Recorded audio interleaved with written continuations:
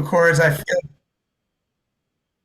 I feel fine. This is I may have mentioned this in past weeks. I started on a new asthma medication. It's a maintenance inhaler, and apparently it sometimes one of the side effects is that it gives you a hoarse voice. Um, and luckily, it doesn't seem to affect me so much during the day, but at night, for reasons that are mysterious to me, it's a little bit worse. Well, welcome to our third session this evening, and I hope everybody got at least a little bit of time outdoors today. It was such a no, oh no, okay, okay. Julia did. All right, all right. Yeah, it was quite a February day today. Um, One would almost think that somebody had some magical divine names that they were wielding to bring about an early spring or something like that. Um,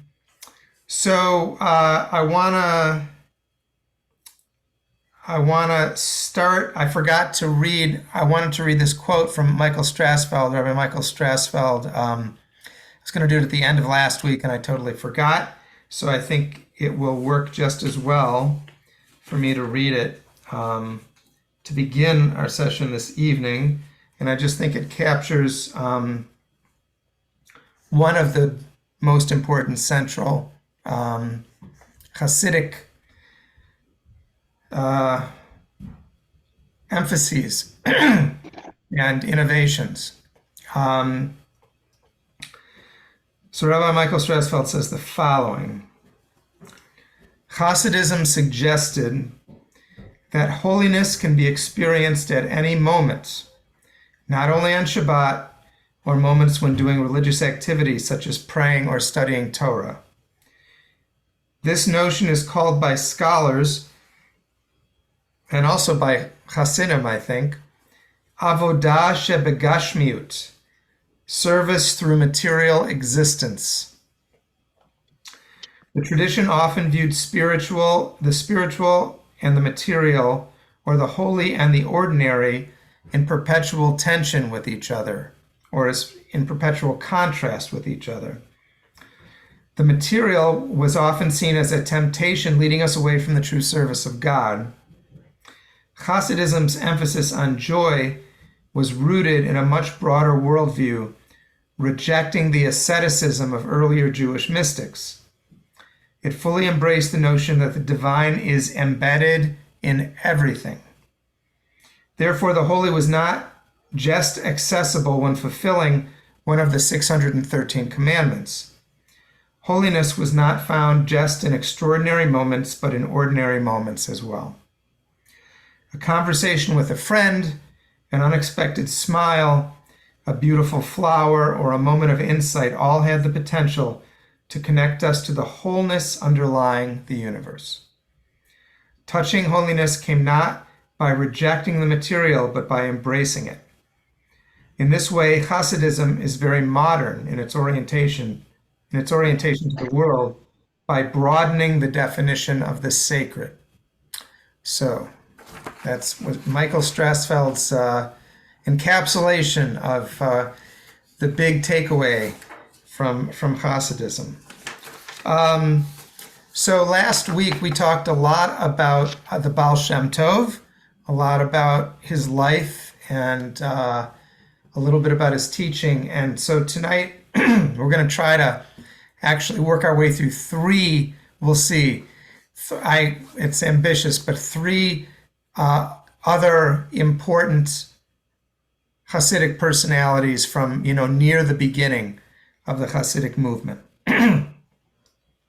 And we're going to start with the person who really took over leadership of the Hasidic community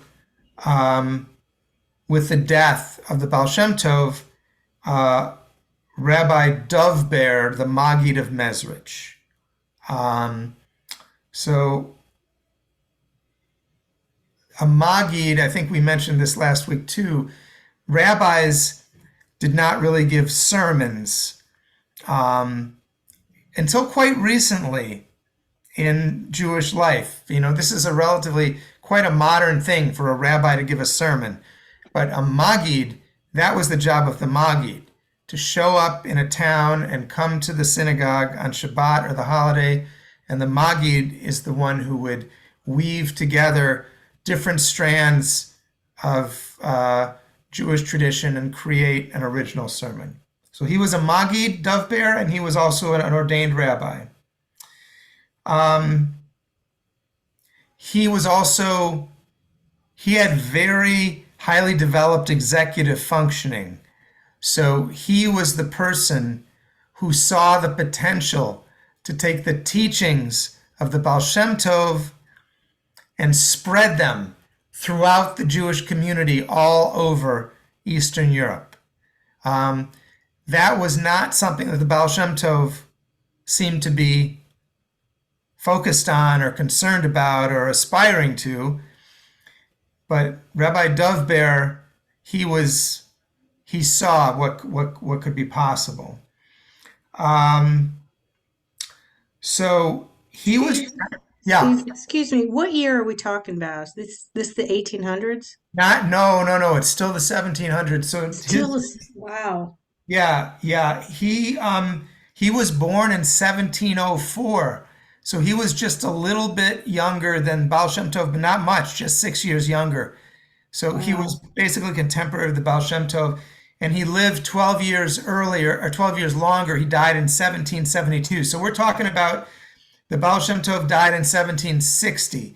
So for 12 years, the Maggid of Mezeritch was the leader of the startup Hasidic movement. Thanks for that question, Nancy. Dan? I was just, I was wondering if there's a thought to, nobody planned or said anything of the sort, but of a fourth or even a fifth session of this class, because I have no problem that we're still in the 1700s, no problem at all. But I was saying to Anne earlier, and obviously I was wrong, which is completely okay. I guess we're going to talk about the modern Hasidic movement and sort of where things are now, but obviously that's not the intent, which is, no, I'm not, that's not me being disappointed whatsoever at all. Don't hear it that way. I was more thinking maybe next time around there's room to, follow the movement till modern day and talk about Chabad and, Satmar and those contrasting approaches, but I digress. No, listen, I appreciate that, Dan, and I think it would be good to do that because I originally, the best laid plans, I originally imagined that we would be able to have some of that conversation tonight, but I think the time that we've spent kind of, digging a little deeper into has also been worthwhile. So, but I'm open to scheduling a couple of more sessions. We'll have to find the right dates for it, which, should not be too difficult because, yes, thank you. Yeah, no, I'm not disappointed whatsoever. More just suggesting the possibility of going even further. That's all. Yeah, I appreciate it. So that's a great. We will make it happen. It might take a few more weeks to figure out when it will be, but we'll do some follow up if other people also would be interested in that. Maybe people can send me a message if that's something you'd be interested in. As long as we have a critical mass, we have 4, 5, 6 people that would like to do that. I'm happy to do that. All right. Yeah. Thank you, Dan. So Rabbi Dov Bear of Mezeritch, he was trained. He was all these people around the Ba'al Shem Tov. A lot of them were brilliant traditional rabbinic personalities. Dov Bear was one of them. He was a an Elui, they call them in Hebrew. He was like a Talmudic, recognized as a Talmudic genius from the time he was a young boy. So he knew his Talmud, and not only did he know his Talmud, but he actually studied Kabbalah before he ever met the Ba'al Shem Tov. Like, he was a very scholarly guy. And and very textually proficient.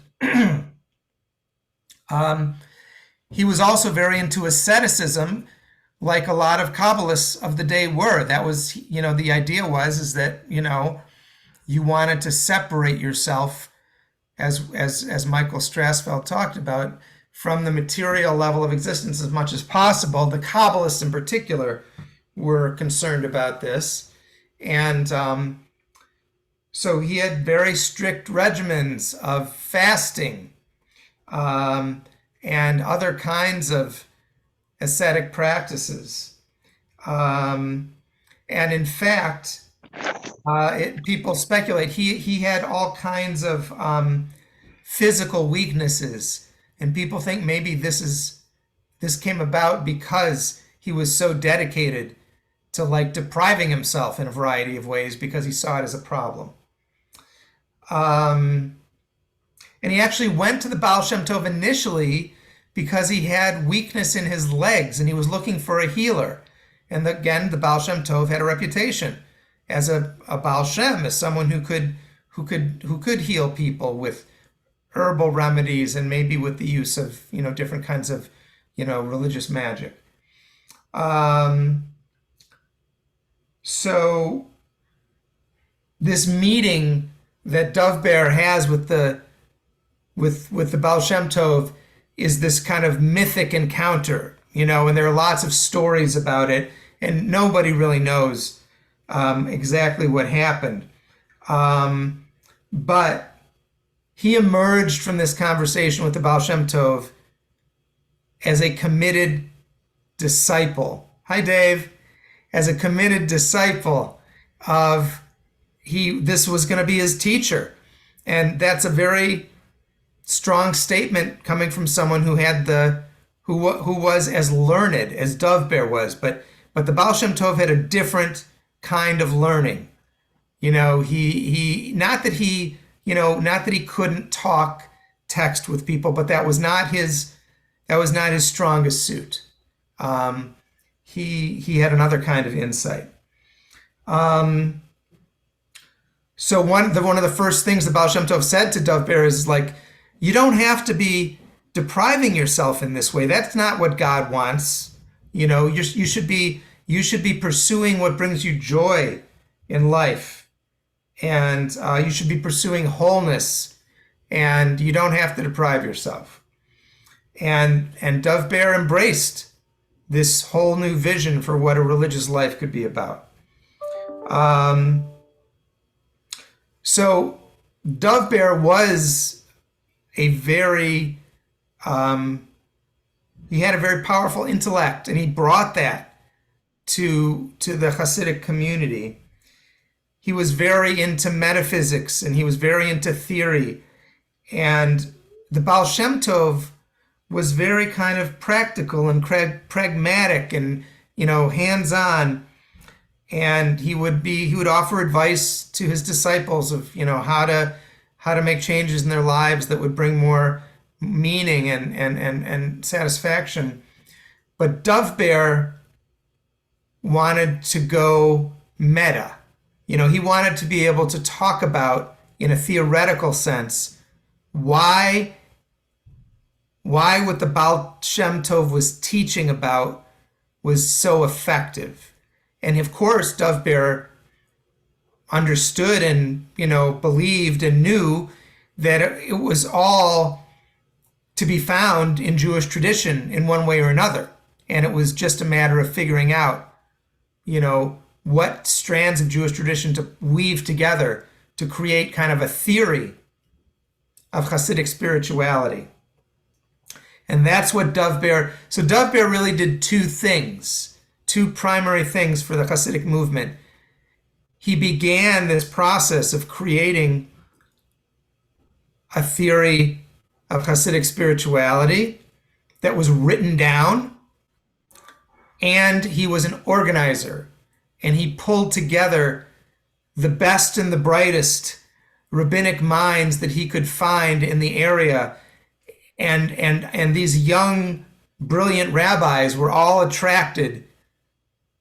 And this was, this was still at this point, after the death of the Ba'al Shem Tov in 1760, that's when the Dov Bear moved the center of Hasidism from where it had been in Mezeritch, I'm not even pronouncing that right, but it's going to have to be close enough, to Mezeritch, which is where he had come from, where Dov Bear had come from. So he moved the center of Hasidism to his hometown, and people followed him there. There were other contemporary students and disciples of the Ba'al Shem Tov who were not exactly part of Dov Bear's circle, who were more like, they were kind of,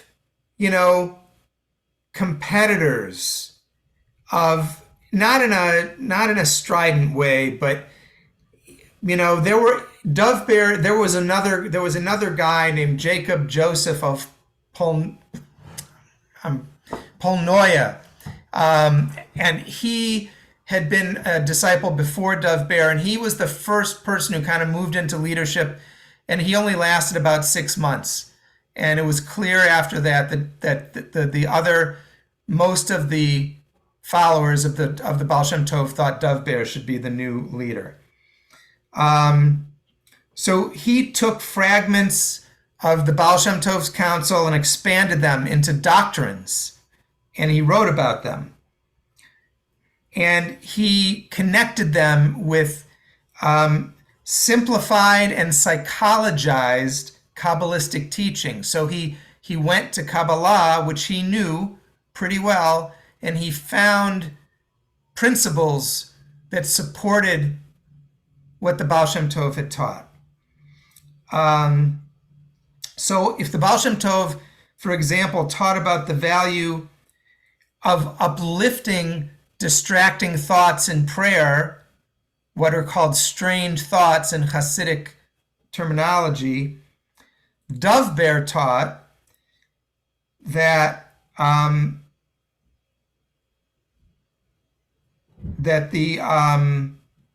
that all thought comes from a single deep reservoir, divinely sourced reservoir within the self. And so if that's true in principle, then any thought that comes to mind during prayer is ultimately traced back to the divine. So that the trick is to find that thread that connects the thought back to its divine source. So that was a very different approach than prior Kabbalists had taken to this issue of what do you do when you're in the middle of a deep prayer session and some intrusive thought comes into your head.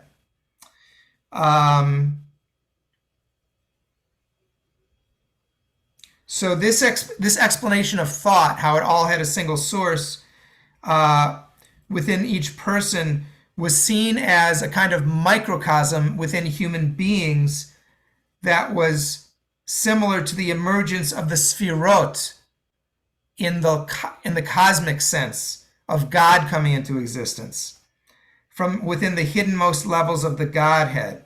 So the Ba'al Shem Tov said to his followers, you should try to negate your ego during prayer. It's called bitul in Hebrew. But the Maggid offered a doctrine of contemplation in which all things could be raised to their root in what was called the divine nothingness, which was the highest level of the Sfirot, the level that was closest to the purely emergent divinity, close to the Ein Sof, the infinite divinity. So again, Dov Bear he's a theoretician and he's an organizer. The Ba'al Shem Tov's ecstatic and visionary life, we read last week about how he wrote about having these ascensions to these worlds, these divine worlds, and he had a conversation with the Messiah in the one that we read about. And so he did this fairly frequently, not necessarily the Messiah piece, but he would have these kinds of spiritual ascent visions. This was understood by the Maggid through the prism of a mostly contemplative, mystical temperament. He talked about the importance of, in Hebrew it's called dveikut, the human ability to cling to an awareness of our connection to God or divinity. And this was a huge value in Hasidism too. Cultivating this capacity to remain aware of our connection to the divine. Again, whatever we're doing in life, we don't have to be doing, we don't have to be engaged in prayer or studying Torah. It could be any activity. We could be washing the dishes, and we could be in dveikut. We could be remaining aware of that connection. It was a lifelong practice, but it was one of the things that was at the center of the Ba'al Shem Tov's teaching, and the Maggid then made it into part of Hasidic doctrine proper.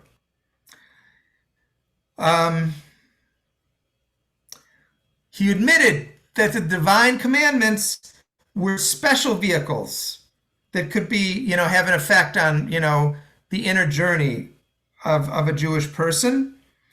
But he also taught that the divine can be found throughout the universe, and that the divine word underlies everything that exists, not just the sacred texts.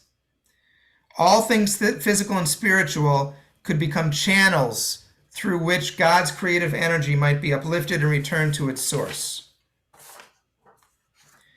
The fancy philosophical or theological names for Dov Bear's doctrine have been used are monism and panentheism. That's a really fancy theological term. People have probably heard of pantheism, which is the equivalent of the universe and the divine, that they are one and the same thing. So panentheism is in a way kind of one step beyond that. And it acknowledges that the divine does saturate the material, but it also transcends the material. It's like the material is a subset of divinity. And so it's panentheism. It's inside. The created universe is within the divine, but the divine, it does not exhaust the boundaries of the divine, if that makes sense.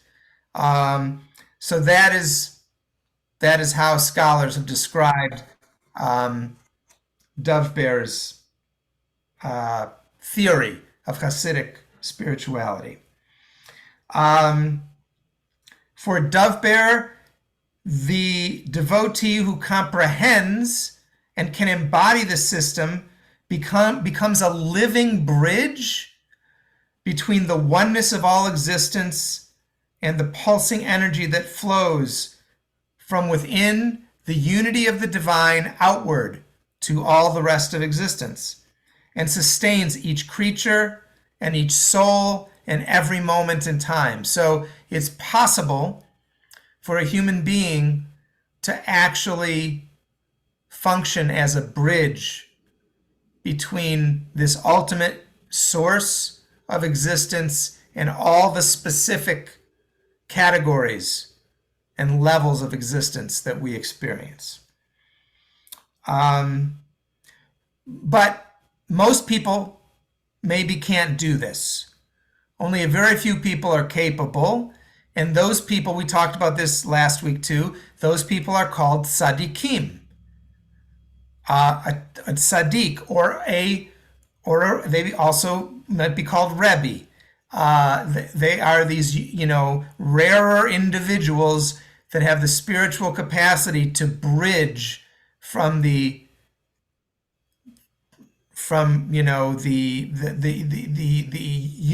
unity, the oneness of the purer form of divinity into the world of manifestation. So the Ba'al Shem Tov had this paradigm where he would do what he called descending. This idea of going up and coming down was big for a lot of people who studied Kabbalah. And you could descend if there was a soul that was in trouble, or if there was a tragedy unfolding somewhere, the tzaddik would have to descend to a challenging, maybe even a dangerous level of reality to try to affect some kind of healing that would have a beneficial effect on this negative situation that they were trying to assist with. And in some ways, this is reminiscent of, we talked in the first session about the false messiah Shabtai Tzvi, and when he converted to Islam, and all of his followers who continued to believe that he was still the Messiah said, oh, he's converted because he's going down into this, other religious tradition to redeem the holy sparks that exist in it. So that was how they understood his conversion. Now, in a Hasidic context, the messianic piece, as we've said, has been very much there's a boundary that's been put around it. And so that is not so much a danger as it was in the time of Shabtai Tzvi. But a tzaddik would go through a similar process where they would go into this spiritual descent to try to heal what was going on. And they would try to connect the negative event or energies with this source of divine energy and bring it, channel it into this difficult situation to try to bring healing. So Dov Bear, what he saw was possible was, what if he could create a community of people, of tzaddikim, who were all capable of operating at that level, and what if he could then send them out all throughout the Jewish world and have them teach all these other Jews who had never heard of the Ba'al Shem Tov about this whole new way of living in a Jewish context. And that's what he did. He found these incredibly brilliant young rabbis, and he trained them. He brought them together. They lived in community with him in Mezeritch for a period of time, and then he sent them off into different parts of the Jewish world, and they formed their own Hasidic communities. And that's how Hasidism spread like wildfire throughout many parts of Eastern Europe, because there were all these inspiring, charismatic, brilliant, and well-trained Hasidic emissaries that the Ba'al Shem Tov had cultivated and sent them out into the world. So just, some of these names might be familiar to many of us. And they were all part of this inner circle that the Maggid of Mezeritch trained. So there's a guy named Levi Yitzchak of Berdichev. He was a part of this group. He's famous for arguing with God. He's one of the people, there's a story about him where on Yom Kippur, he was known to get up and say to God, well, maybe we have sinned, but are you also going to do tshuva? Are you going to repent for the sins that you've committed against us? Yeah, pretty intense. It's called, in Hebrew, it's called chutzpah klapei shamayim. It's like having chutzpah towards heaven. And Levi Yitzchak is a famous, embodiment of that. Abraham also did this, right? And not quite so direct a way, but he confronted God about Sodom and Gomorrah. But But Levi Yitzchak is one of those people too. Maybe you've heard of Menachem Nahum of Chernobyl, and he had a son named Mordechai of Chernobyl, and their last name was Twersky. I'm thinking maybe some people have heard the last name Twersky before. There's a very famous guy named Abraham Twersky, who's a psychiatrist and very involved, I think, in bringing 12-step insights into the Jewish world. And Abraham Twersky is a Hasidic rabbi, and he's a psychiatrist, and he's a descendant of this guy, Menachem Nahum of Chernobyl. The same Chernobyl, that we know from, a few decades ago in terms of the nuclear power plant. So he was part of this circle. There was a guy named Aharon of Karlin. There was a guy named Menachem Mendel of Vitebsk. There was a guy called Rabbi Elimelech of Lizensk, and Yaakov Yitzchak of Lublin. He was called the seer of Lublin. That's another, he's a pretty famous Hasidic guy. Perhaps the most famous of this entire circle that Dov Bear created was a rabbi whose name was Shneur Zalman of Liadi, the founder of Chabad.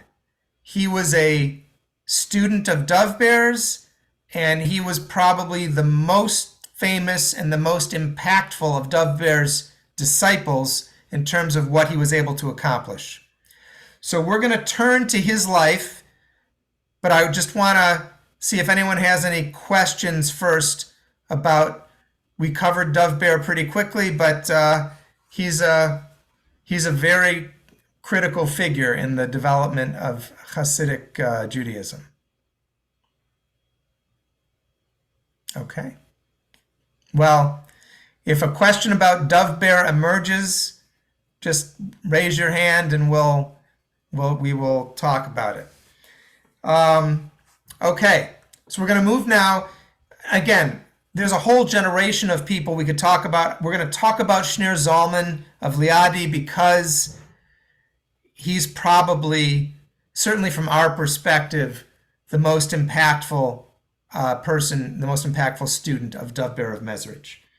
So his dates, he was born in 1745 and he died in 1812. As I said, the founder of Chabad Hasidism, which is also known as Lubavitch, and we'll talk about why that is in a second. Now, here's one of the things that's interesting about Shneur Zalman. He was not from what today is modern Ukraine. He was from Belarus, and he was among the first Hasidic representatives to try to recruit Jews in that part of Eastern Europe outside of the stronghold of Hasidic Judaism. So he was also, like Dov Bear, he was a rabbinic genius. He knew his Talmud. He had studied Kabbalah before he came to Mezeritch to study with the Maggid. The Maggid gave him lots of insight that he had never had before, but he, in terms of the nuts and bolts of Kabbalistic understandings, he had that already before he came to study with the Maggid. So Shneur Zalman was famous. He got very involved. There was a controversy around that. Here's one of the things that happened is the Maggid was bringing all these disciples together and sending them off. The mainstream Orthodox rabbis got worried because they saw that there was this new form of Orthodox Judaism that was emerging from Podolia, and that was challenging their leadership. And that's around the time that the Maggid died in 1772, that's when the non-Hasidic opposition in the Orthodox world really got organized. And the person who was at the center of that organization was a very famous Jewish leader called the Vilna Gaon, or Gaon means genius in Hebrew, the genius rabbi of Vilna. And he was the founder of this whole Talmudic, academic approach to studying Talmud, which started with him and then carried on all the way down to this day. The whole yeshiva system is based on what the Gaon of Vilna developed in the late 18th century and early 19th century. So by the way, the Vilna Gaon was a very learned Kabbalist too. He wasn't just a Talmudist; he was a Kabbalist, but he was an OG Kabbalist. He was an old-fashioned Kabbalist, and he didn't believe that Kabbalah was suitable for the masses of Jews. And he had a profound disagreement with Hasidism in that respect, and with the Maggid of Mezeritch. Anyway, the Shneur Zalman of Liadi came from a part of Eastern Europe that was dominated by the Vilna Gaon. So as Shneur Zalman was trying to recruit people into his new Hasidic community, he came onto the radar screen of the Vilna Gaon, and so he was on the front lines of the Hasidic and the Mitnagdic struggle with each other, the two different groups, the two different Orthodox groups. So he went to meet with the Vilna Gaon and to try to explain that Hasidism was not heretical, because that was the message that the Vilna Gaon was getting from his people. His people were saying, these Hasidic Jews, they're just like Shabbatai Tzvi. They're going to be the downfall of our community. But that wasn't true. So Shneur Zalman actually went and tried to see the Vilna Gaon, but the Gaon refused to see Shneur Zalman. He wouldn't even allow him to come in for a conversation.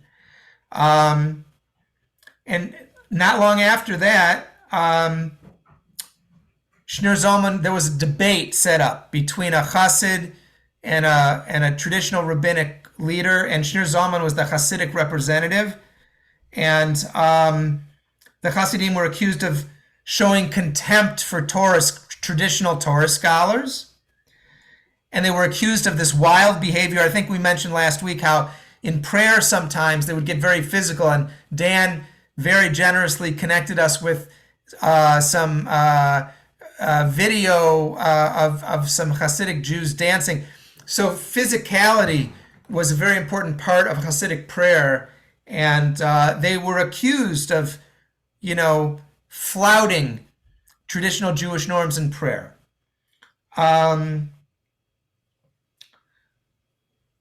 So anyway, Shneur Zalman was the Hasidic representative at this debate, and there were Jews representing both sides, or curious Jews, Hasidic curious Jews who showed up and wanted to hear more. And the Vilna Gaon sent some of his people to listen to the debate, and his people came back to him and said, "Oh, what you've heard is exactly true. These people are heretical." And that led to a formal launching of a crusade, not a crusade, but a formal struggle against Hasidism by the Vilna Gaon and his supporters during Passover of 1772. But Shneur Zalman was a cool character, and even though the Vilna Gaon and all these other rabbinic Jews were attacking him and his movement, he refused. He was like Michelle Obama. When they go low, we go high. And so he said to his followers, we can't respond to them the way that they are coming at us. We have to be restrained, and we have to try to engage them in a respectful way. And he acknowledged that the Vilna Gaon was the person who was sponsoring all of this conflict, but he always said that he believed the Vilna Gaon was doing it because he had bad advice from his own people. And he thought that the Vilna Gaon was, trying to act responsibly based on the information that he had. So Shneur Zalman presumed, gave him the benefit of the doubt, basically, and did not demonize the Vilna Gaon, even though the Vilna Gaon was demonizing him and Hasidism. It took a little while for Shneur Zalman to become this important leader in the Hasidic community. He got his first real break in 1777. There were a couple of other slightly more senior Hasidic leaders who were in this area of Belarus and in Lithuania. They were Menachem Mendel of Vitebsk, who we mentioned, and another guy named Avraham of Kalisk. And these two other senior rabbis, they led a group of Hasidim on a pilgrimage to Palestine in 1777, and they basically needed someone to watch the store while they were gone, stand in for them, and they appointed Shneur Zalman to be that person. And at first, many of the local Hasidim were not happy that they had like a secondary, tzaddik. They wanted their primary people. And some of them started moving and going to other Hasidic courts, in different parts of Eastern Europe. And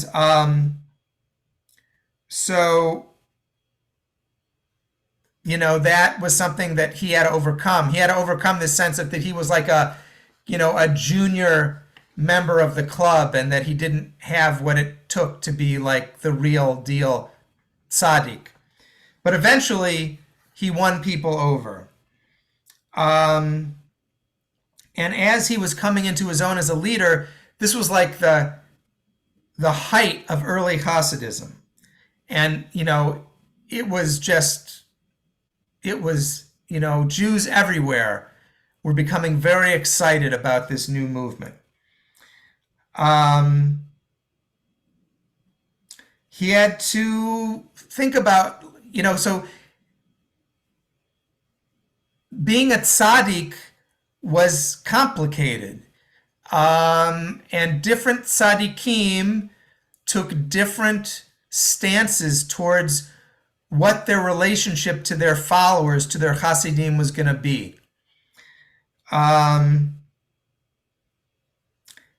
So the other thing I told you, Shneur Zalman was he was a Talmudist and a Kabbalist, and he had this intellectual heft to him, like the Maggid did.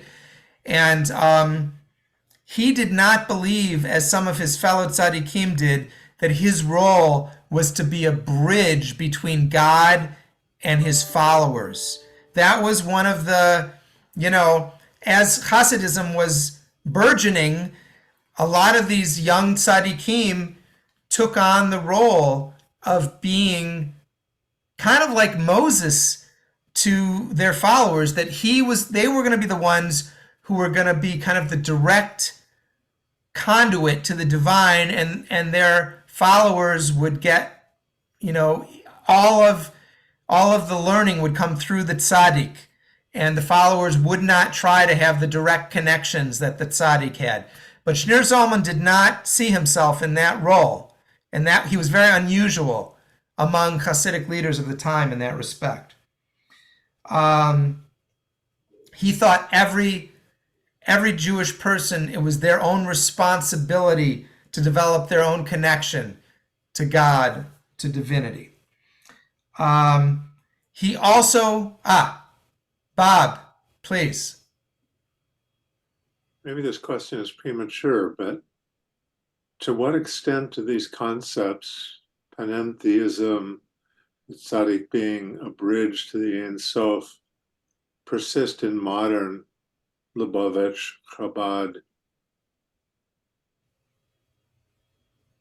religious beliefs? Yeah, so that's a great question, and I'll try to answer it on one foot now, but hopefully we'll have more time to talk about it down the road a little bit. But it's kind of ironic that Chabad was the exception to this at its outset, but modern Chabad, to me, is the embodiment of the belief that the Rebbe is the conduit to the divine, and the Rebbe, Rebbe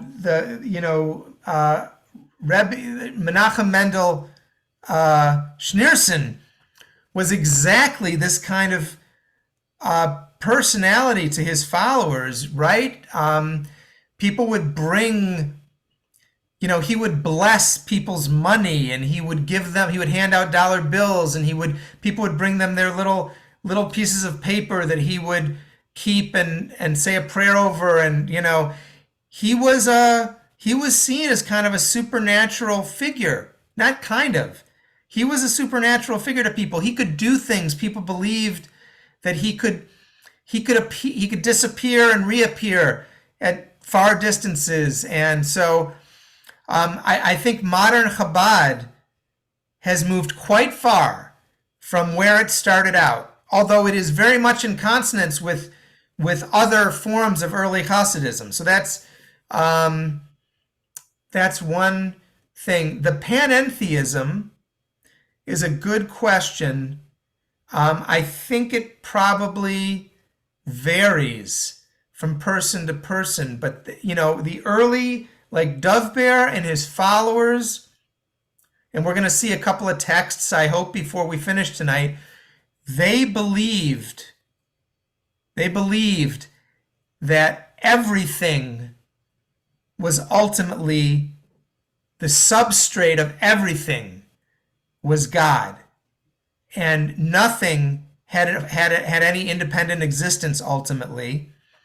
And I don't know how common a belief that is in contemporary Chabad. It's a good question. There's probably, I'm imagining people have written about that, but it's a good question. Maybe we can, maybe we'll do a little bit of research into that before we talk about if we get to have these follow-up sessions where we talk about more contemporary Hasidism. But yeah, thank you for that question. Dan? I was just going to say there's tons and tons of footage on YouTube of Schneerson handing out these dollar bills, and probably every morning, at least when it's not Shabbos, Lubavitch through the YouTube channel Jewish Educational Media puts up almost histrionic video titles like the Rebbe's incredible words to just this morning, a shliach going to Alaska, an emissary going to Alaska, and all he said was, you should spread the light and the warmth of Judaism even in the cold of Alaska. And I was saying to Anne, not only is it not incredible, it's basically an old man joke. It's like, it's not offensive, it's not creative, it's just sort of a thing you'd expect sort of some harmless old man to say. It's like, and it's just fascinating to me because, like, if you can get past the cult of personality that Lubavitch partly has become, and maybe always was, it's very fascinating to me that I hear and read all these amazing things about Schneerson, yet if you actually listen to what he's saying, it sounds, anodyne at best and sometimes vapid at worst. And so I find that fascinating. But anyway. Yeah, thank you, Dan. And with your permission, I'm just gonna maybe add to what you said and say that maybe age doesn't have a role so much in the that maybe people I shouldn't have said old man joke. I'm sorry. That was all right. No, no. That's all right. No. I didn't mean to be rude like that. I apologize. No, it's No, I wasn't thinking of it when I was saying it, and I shouldn't have. But basically, that it was this. Let me put it this way instead. What it was this inoffensive but fundamentally very low effort joke. right. Um, It didn't impress you that, Right. yeah, It's that's not, it's like you think of a quote unquote dad joke, there's like a pun in there and you groan, but you're sort of, okay, that was a creative pun, or maybe it wasn't, but there was a pun, there was some effort. But it's like, oh, the light and the warmth of Judaism and the cold of Alaska. It's like that was the joke equivalent of lifting a 0.1 pound weight. right. It's like uh It doesn't take a lot of creativity to come no, up with it's that. just like, okay, you are awake and talking. Congratulations. Well, look, I'm sure you're Mashiach. That proves it right there. Well, okay, so I'm glad you said that actually, Dan, because I was also going to, I think a lot of us are aware of the fact, talking about Menach of Oh yeah. Schneerson, that of course half of the Chabad world, when he was dying and even after he died, continued because they believed that he was the Mashiach, the Messiah. And there were lots of Hasidic interpretations that pointed towards him being the Messiah.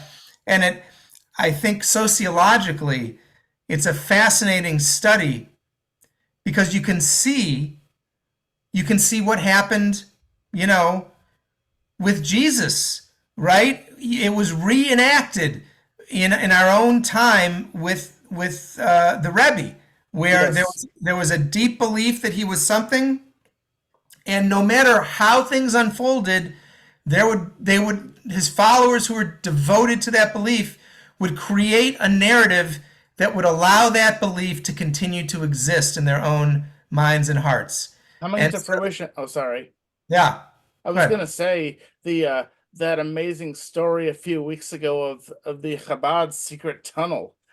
I mean, if that doesn't Ah, yes, I yes, see. It just was thinking the yes. same thing you Yeah, no, were. I mean, Yeah, yeah. I was very amused back then because I thought, no, the most of the world has never heard of Chabad. Well, now you have, because they structurally compromised these young guys structurally compromised 770 itself, the movement headquarters, because they wanted to expand the shul because that's what Schneerson wanted. But they're not engineers; they just know qubits. It's a problem. Yeah. Right, right. So this is very different from the founding Rebbe of Chabad, because Schneur Zalman did not emphasize this whole supernatural, tzaddik as a bridge between people and God.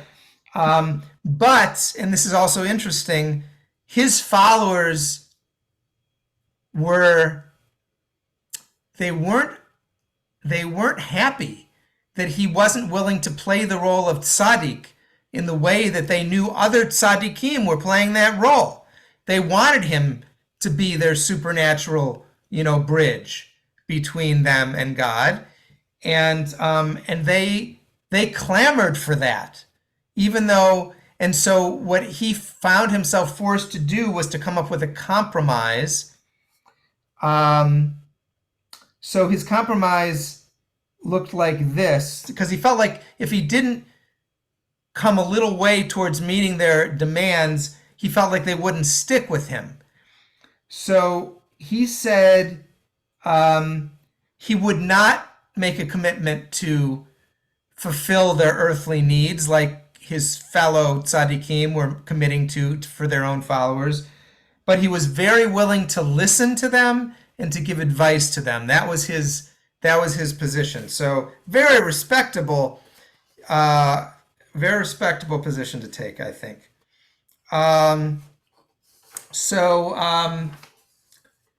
He, because this is where he stood, all tzaddikim had a court. They were kind of like minor royalty in the Jewish world, and they used the word for court. They had a base, and some of the tzaddikim really played up this role, and they they would wear garments that were almost like royal garments, and they, and kind of behave as if they were a king. And again, they were all male at this point. There were some teachers who were women, but I don't think there were ever any tzaddikot that had their own courts, as far as I know. So anyway, so he, like all the other tzaddikim, he had a court, and then there were peripheral communities that were outlying, and these Hasidim would come together and they'd have like a synagogue together. So Shneur Zalman would divide his time between spending time at the court and going out to these peripheral congregations and teaching out there. He also created a framework for meeting individually with every one of his followers. And he thought it was very important that he gets to know everybody who was part of his community. So he would have individual meetings with everybody, especially the newer people. And he prioritized the newer people.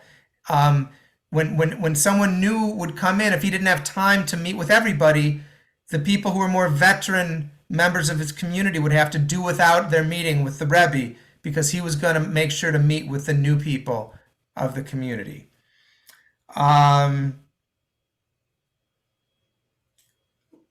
Let's see.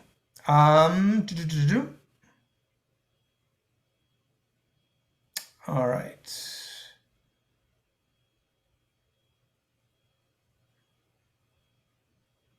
All right. In 1797, so Shneur Zalman is really an established Hasidic tzaddik by this point. There was a conflict that broke out between Shneur Zalman and a fellow Hasidic leader in his region, this guy Avraham of Kalisk, who had been one of these two people who had gone off to Israel, Palestine, whatever, at that time was Palestine, the Holy Land. But then he eventually came back, Avraham did. And Avraham leveled serious accusations at Shneur Zalman, because by that time Shneur Zalman had published his first book called the Tanya, which is it is the sacred text of Chabad. And for Chabad Hasidim, the Tanya is like after the Hebrew Bible and after the Talmud and maybe after the Zohar, the Tanya is like the next holy book. And so Avraham of Kalisk criticized him because in the Tanya, Shneur Zalman wrote very explicitly about some of these deep Kabbalistic secrets, especially about this panentheism. He wrote about how God is really behind everything. And Avraham of Kalisk thought that it was irresponsible of Shneur Zalman to put all of this in writing in a way that was accessible to whoever might seek it out.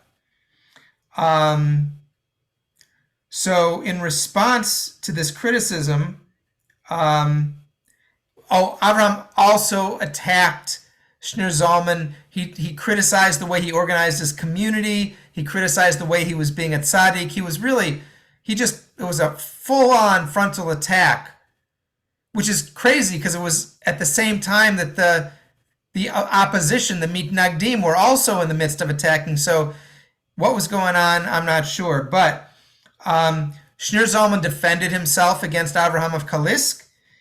And Avraham of Kalisk had started this community in the Holy Land, and Shneur Zalman had been raising money for it all the way along.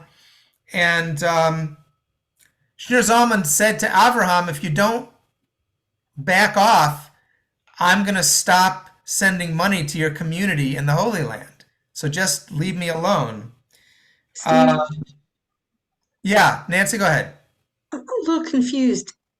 I thought they were sort of being missionaries. They were going out in the community and trying to spread the word. Yes. Didn't you say that? But then it wasn't okay to write it down? Yeah, again, I am just based on the research that I did, and this is not my area of expertise, but I think there were disagreements even among the Hasidic leadership around what should get written down and what should not get written down. Oh, Because once something is written down, you lose control over who gets a hold of it and how they frame it and how they interpret it. And it's kind of like, the Mishnah and the Talmud was never supposed to be written down. It was only, that's why it's called the oral Torah, and it was never supposed to be written down. And part of why that was, in that case, not because it was secretive, but because the rabbis understood that being an oral form, they had the written Torah, but the oral Torah was more fluid. It could evolve. It could respond to new circumstances. And they knew that once it got written down, it would be harder for it to evolve. But because of the destruction of the Second Temple and Jerusalem, there was a decision made that even though it's a problem to write it down, we're going to start writing it down anyway because we're afraid we're going to lose it otherwise. We're going to lose it completely. So that's why the Mishnah and the Talmud got created, even though it wasn't ever supposed to be a written document. But in this case, it was apparently a concern that not everybody is capable of handling, the truth. You can't handle the truth, So anyway, that's my so understanding. it really is different than like spreading the word of God because God wants his word spread, like some traditions would have it that way. This was much more almost proprietary, like only we can understand God's word. I mean, that's the kind of feeling that I'm getting that they had. Right. Is that right? Okay. And only we can understand it, but also this is nuclear energy you're playing with here. Oh. And you've basically, this is a lahavdil, right? This is a terrible analogy, but you have put out on the internet the instructions for building a nuclear bomb. Like that's, or I'm sure there's a better analogy someone can come up with, but basically you've put some dangerous material out in the public domain. So they were afraid it could get misused somehow. Yes, I think that's right. And that people, and it would be damaging to some people. And in a way, it's kind of a throwback to the old Kabbalistic way of doing things. And this was only one guy. This was Avraham. And I have to wonder if Avraham didn't feel some just general tension with Shneur Zalman because he had become very popular and they were serving similar geographic regions.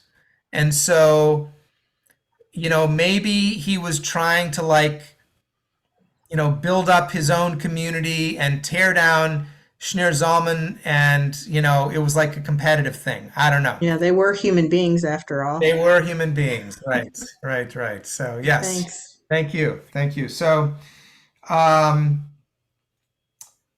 yeah, apparently, so Shneur Zalman said, I'm not going to raise money for you anymore. And Avraham said, fine, I'm going to find alternative ways of raising money for my community in the Holy Land. And then Avraham just cut off communication with Shneur Zalman completely, just cut off communication. And after that happened, by 1806, they're both out there trying to doing their own public relations, like they're each trying to represent their own narrative to their their followers and their competitors' followers about like, well, what really happened here and whose fault is it? And they're both claiming, that the other one is at fault. But Shneur Zalman's followers were very loyal to him at this point, and they weren't swayed by the criticisms of Avraham Kalisker. Another thing that happened is, this is just going back to the late 1700s also, but sometimes the Orthodox opposition, they would bring in the secular authorities. They would report the Hasidim to the Russian authorities. They'd say, hey, you guys, you better check out these Hasidic Jews because they're crazy and they're a danger to your authority. And so that's what happened. Some of these mitnagdim tried to get the Russian authorities to come and arrest Shneur Zalman. And he did manage to refute the accusations that they had made against him. But then they came and did it again, and he was arrested. The second time he was arrested and put in prison for a little while. And then he got out pretty soon after that. And the date that he gets out of prison in the Hebrew calendar is the 19th day of Kislev. And to this day, that date in the Hebrew calendar is a big holiday in the Hasidic world. It's the day that Shneur Zalman of Liadi got out of Russian prison after having been falsely accused of being an enemy of the state by the rabbinic, opposition to his leadership.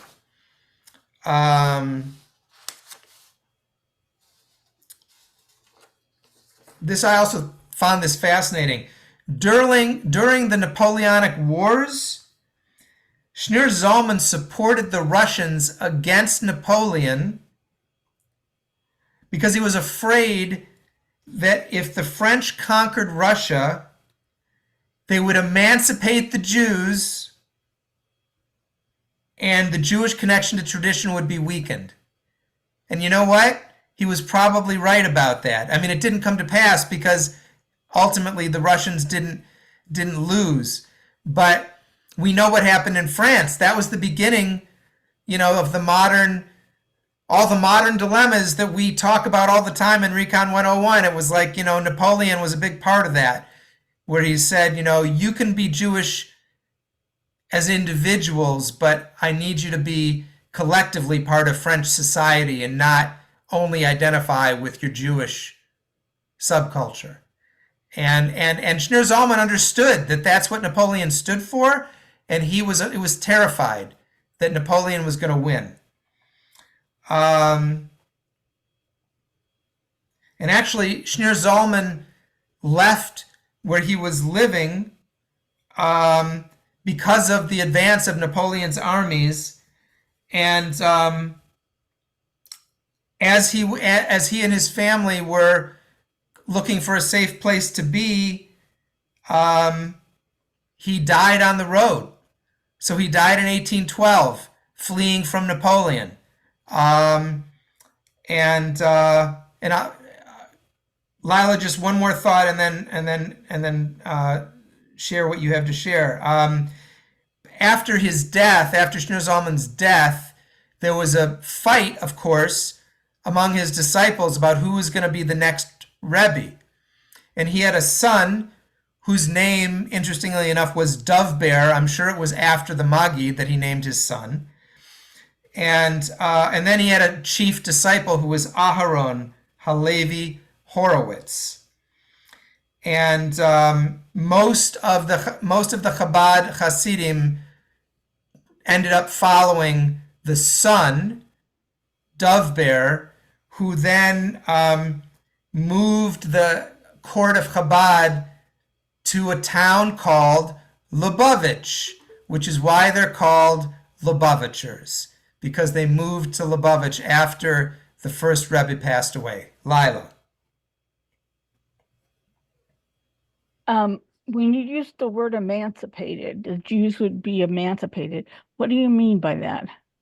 I mean, like given citizenship? Yes, yes, they would be given citizenship in the state, Okay. and yeah.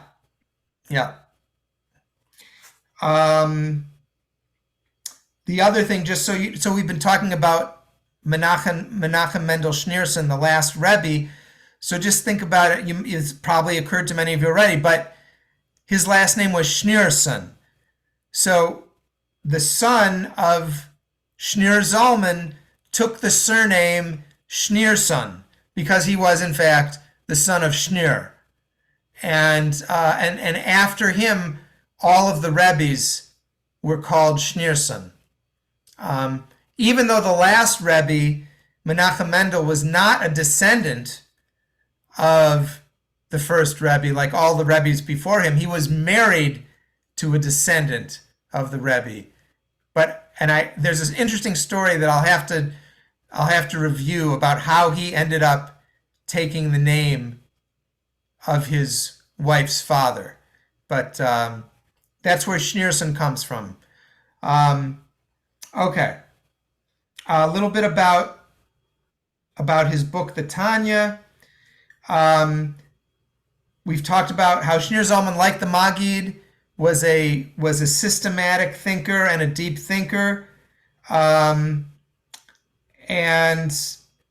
a lot of the doctrines in his book, the Tanya, come from Lurianic Kabbalah. So this was really, again, it was very weighty and intense material. One of the innovations of his book was the distinction that he made between the tzaddik on one hand and the kind of person he called Benoni, the middling person, someone who is not a tzaddik.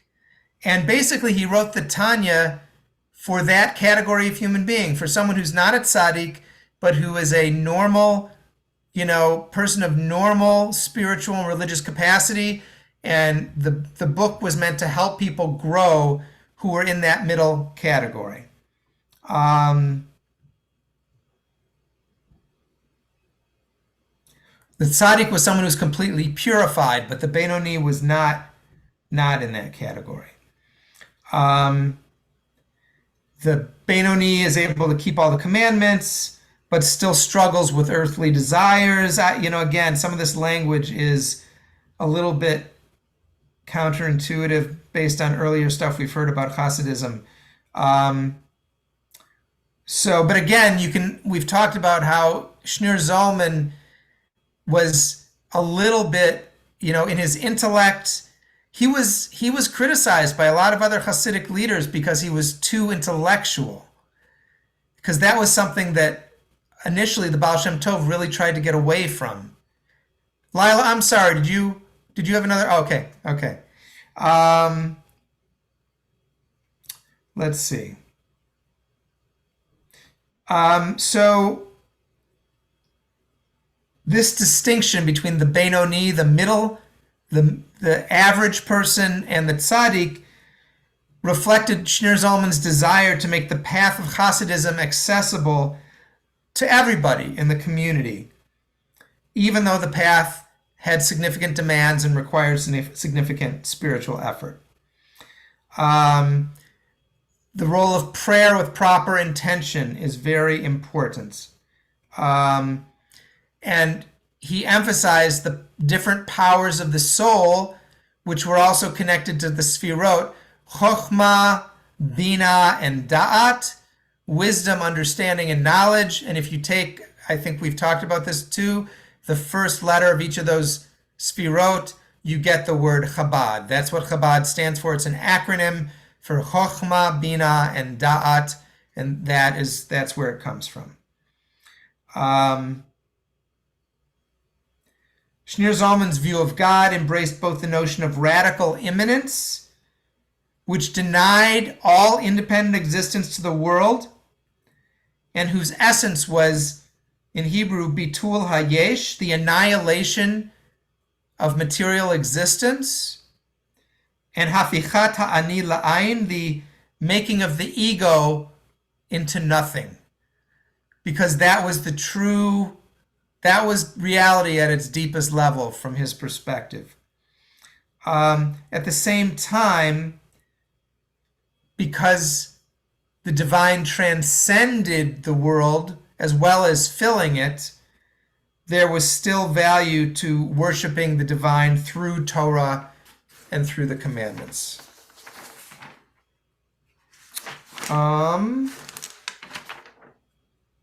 Okay, we're going to stop there with Shneur Zalman. Any questions or comments about Shneur Zalman before we move on to, oh gosh, we're really running. You know what? Okay, we only have 10 minutes. So maybe we should look at a couple of texts real quick. I just feel badly not doing that. We were going to do Nachman of Bratzlav, but I don't know. And we could talk about him, but then we wouldn't have time to look at text. I don't know. Do you guys have a leaning? Whether we could look at a little bit of the Maggid and of Shneur Zalman text, or we could talk about Rebbe Nachman of Bratzlav in these last minutes. There's a lot to say about Rebbe Nachman, so maybe we should look at text and schedule a whole session. Maybe the next one we could start with Rebbe Nachman. All right. Okay. Bob, sorry. Yeah. Can you perhaps say something as to what all that means to us as Reconstructionists in the modern world? I mean, it's an interesting dissertation on a mystical tradition, but it seems to be one that led to God and not Reconstructionism. Right. So that's a very fair question. So here's one thing I would say. We might have mentioned this last week, but there for about 100 years, there has been a movement that has self-identified as Neo-Hasidism. Basically, modern Jewish people who have seen great value in many of the Hasidic teachings about spiritual life, but who don't consider themselves Orthodox. And some of those people have been part of the Reconstructionist movement. So that's, I mean, the earliest, some of the earliest examples of people in this category are like Martin Buber, or actually Abraham Joshua Heschel is someone who's considered a neo-Hasidic thinker.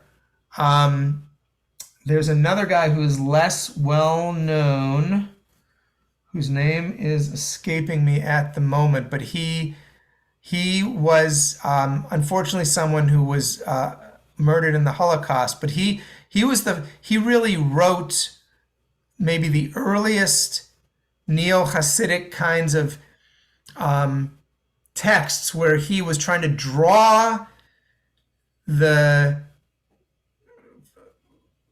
from the core, the spirit of Hasidism, but repackage it and reframe it for a modern audience. And so I think in Reconstructionism and Mordechai Kaplan believe, or it's a principle of the movement, that every aspect of Jewish civilization is worth mining for spiritual sustenance. And so, I mean, I would not presume to tell anyone how they might translate some of these ideas that we've been talking about into their own spiritual practice or understanding. But I mean, I can, just speaking personally, I can say that, Hasidic ideas and Kabbalistic ideas were very impactful on me and my own Jewish journey and on my decision to go to rabbinical school, because I was unaware that in Jewish tradition there was anything like this when I was growing up in a small Jewish community in Flint, Michigan, and I was ready to like step out of the Jewish community because I had some spiritual thirst, and I was not getting it satisfied by being part, of being going to Hillel, or being part of the Jewish community on campus. And the classes that were most exciting to me were like, Hindu mysticism, or the history of Buddhist thought and practice. And when I discovered that Hasidism and Kabbalah existed, I thought, oh, there are Jewish versions of these, mystical teachings, and that has been that's continued to be an important part of my own Jewish life, but not in an Orthodox way at all. But I think it's not there's no necessity. In a way, it's almost kind of surprising to me that Hasidism was able to maintain its Orthodox practice, because these ideas in some ways are so theologically radical. And I do think they in some ways undermine Orthodoxy. But that's not how they were able to square the circle in some way. I don't know. Thank you for that question, Bob. All right, Lila. This is not a very profound answer, but when you were talking about, I guess, the idea that everything is God, and that there's in everyday experience there's, spiritual meaning. I flashed to that chapter, or multiple chapters in the Recon 101 book, where it talks about all these different, like, you connect through nature, you connect through art, like that. And that's something that Reconstructionists keep with them. Right. Different spiritual typologies, and right, and people, the mistaken idea that if the experience of prayer doesn't move you, then you're not a spiritual person. Well, that's very wrong-headed, right? There's so many different ways, like Lila just said, of accessing spiritual connection, and prayer and ritual is one way, and it works for one subset of the human community, but there are lots of people that it doesn't work for. So yeah, that's a great connection. Thank you for bringing that up. So with just a couple, are there any other questions or comments? If we could, there's one very short text we can, or maybe a couple that we can just quickly look at, just that come from either the Maggid or Shneur Zalman, or actually maybe even one from the Ba'al Shem Tov. And I'm going to try. Let's see if I did this correctly. I think I can paste this into the chat. Let me see if I can do this. And if you can't click on it, then I don't know what I'm doing here. But let's see. I'm going to paste this in. All right, see if you can click on that link, and it should take you to a full. Does it take you somewhere? It takes you to a folder. Yeah. Early Hasidic text. Yeah. Okay. Yeah. Great. That's great. So if you want to click on that, so, oops, is that? Oh, let's see. Can everybody see? There's also a Rebbe Nachman thing. Let's not worry about that. Let's look at the Hasidic. I even forgot what I called it. Early Hasidic text. Early Hasidic text. Yeah. All right. Let's take a look at that real quick. I know we just have 1 minute. So there are a couple of things there from the Ba'al Shem Tov, but maybe someone. Lila, would you be willing to read the thing at the top from the Testament of the Ba'al Shem Tov 3? I just lost it. Sorry. Okay. That's all right. I got it. Okay, it's coming back. Okay. My Google was integrating with Adobe. And that sounds so Kabbalistic, Lila. so I'm waiting it to reload now that they've done it. Opening document, 100%. Okay. Oh no, that's the wrong one. That's the Rebbe Nachman. This is so annoying. Okay, so you want me to read the first one? Yeah. God wishes to be served in all possible ways. This means the following.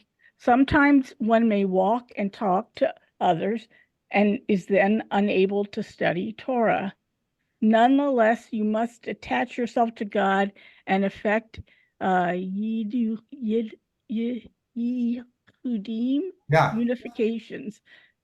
So also, when on the road, thus unable to pray and study as usual, you must serve God in other ways. Do not be disturbed by this, for God wishes to be served in all possible ways, sometimes in one manner and sometimes in another. This is why it happened that you had to go on a journey or talk to people, etc., in order that you serve God in that alternate way. Thank you, Lila. All right, so that's kind of from the this Ba'al Shem Tov. Is it actually the Ba'al Shem Tov? We don't know, but it's in a book that's attributed to him. So, and then maybe let's see. Let's skip the second one. That's about small mind and big mind, which we talked about last week a little bit, and then let's see. Would someone be willing to read the very bottom, which comes from the Shneur Zalman book, the Tanya, which gets us back full circle to someone said this at the beginning. Was it Dan? Someone said something like this. So anyone be willing? It's Sha'ar HaYichud VeHa'emunah, chapter 1. Bob, do you have that? Yeah. Cool. Okay. So it is with all the created things in all worlds, higher and lower, even in this material earth, even in the actual category of the inanimate. Rabbi Isaac Luria of blessed memory said that even in what is completely inanimate, such as stones, earth, and water, there exists soul and spiritual vitality. Thank you very much. So now I have to say, I love this text. This idea that the whole world, all material is, by Dan, is saturated with spiritual vitality. Like that is to me, that's a beautiful idea, and it's something that one can work with and cultivate an appreciation of, whatever that means to us. That might mean different things to different people, but that there's something, a dimension of, life with a capital L that is a part of everything, however one wants to understand that. So, all right, I apologize. We're over time. Thank you all for being here. Thanks to Dan for suggesting that we maybe extend this by a couple of sessions, and I will talk with Alan and see if we can get that into the calendar. And it's been great studying with all of you, and and if you sent me a message, I do want to know if there are other people who would be interested in that, actually, because if we don't have a critical mass, Julia, is that your okay I would be too. okay, all right, okay, all right, Too. okay, we're good, all right, we got it. Good night. All right. Thank you. Great Thank class. you so much, Thank you. Steve. Thank you guys. Bye. All right, have a Bye, good night. everybody. See you soon. Bye. Bye. Bye.